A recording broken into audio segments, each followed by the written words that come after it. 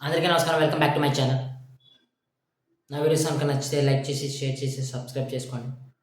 నిన్న విశ్వస్తునామ సంవత్సర ఉగాది శుభాకాంక్షలుగా ముందు మీకు తెలియజేస్తూ, నిన్న ఉగాది పంచాంగ పఠనం తర్వాత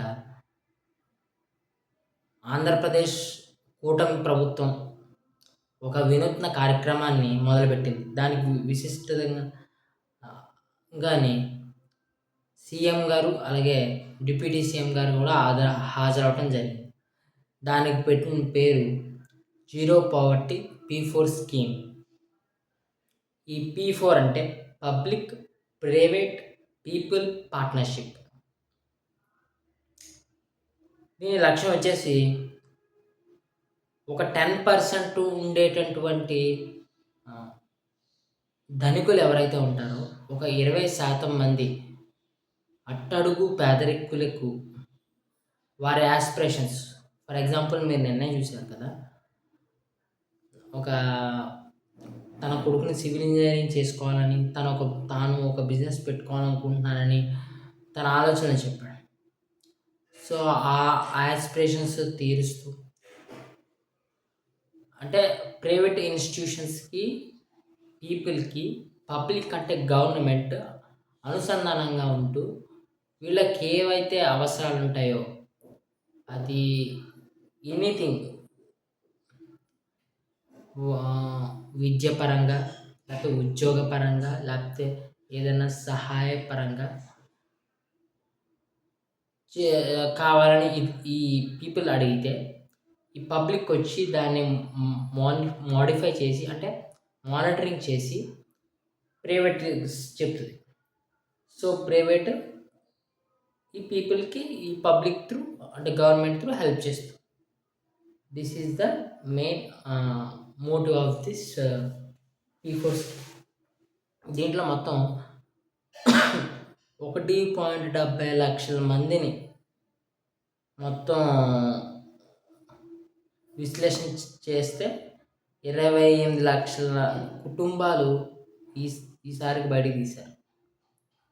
ఎలా తీశారంటే గ్రామ సభలు అండ్ వార్డు సభలు నిర్వహించి చేయటం జరిగింది. అంటే దీన్ని బట్టి మనకు అర్థమయ్యేది ఏమిటంటే, మనం ఏదో వాట్సాప్ గవర్నెన్స్ ద్వారానో, లేకపోతే ఒక ఆఫీస్కు వెళ్ళి ఆఫీస్లో అర్జీలు పెట్టడం ద్వారానో జరిగే ప్రోగ్రాం అయితే కాదు. గ్రామ సభలు ఎప్పుడు నిర్వహించబడతాయో, అలాగే వార్డు సభలు ఎప్పుడైతే నిర్వహించబడతాయో ప్రభుత్వం తెలియజేసినప్పుడు, అదే సచివాలయం ద్వారానా లేకపోతే ఎలాగైనా మీకు తెలియజేసినప్పుడు మీరు పార్టిసిపేట్ చేసి మీ అవసరాలు చెప్తే దాన్ని స్క్రూటినింగ్ చేసి, ఆ స్క్రూటినింగ్ ద్వారా మీకు సహాయం చేయడం జరుగుతుంది.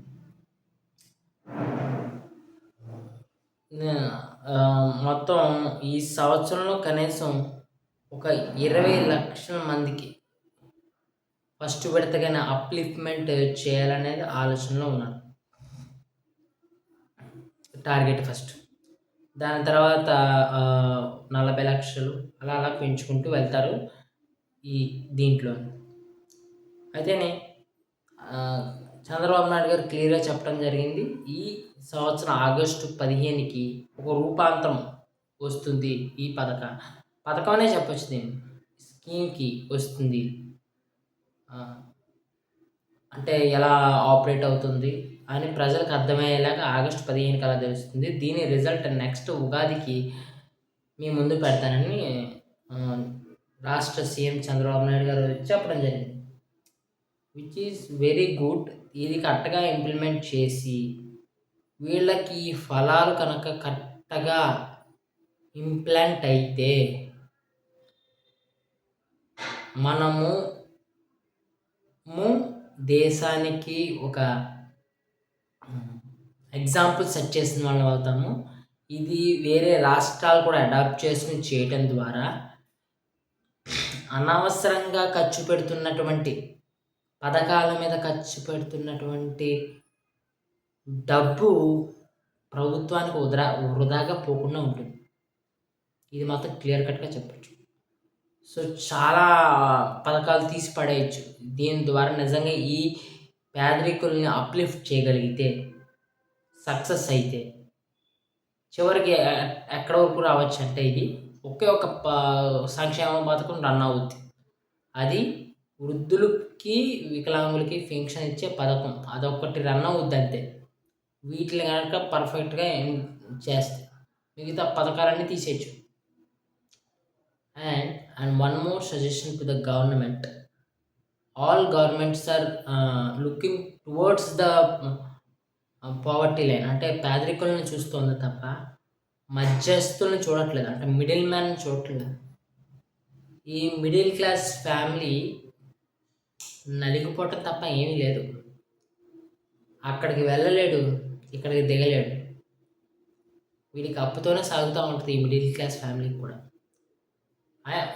Even if this scheme is available to middlemen, I don't have any obligations to it. If not, please consider middle class families also and provide something good to middle class families in Andhra Pradesh, which should be taken as proud to India, and they should implement to their states. Middle class చాలా అంటే చాలా ఇబ్బంది పడతాం. దీన్ని గమనిస్తారని ఆశిస్తూ thank you. నా video కనుక నచ్చితే లైక్ చేసి, షేర్ చేసి, సబ్స్క్రైబ్ చేయండి. తప్పకుండా చేయాలని కోరుకుంటున్నాను.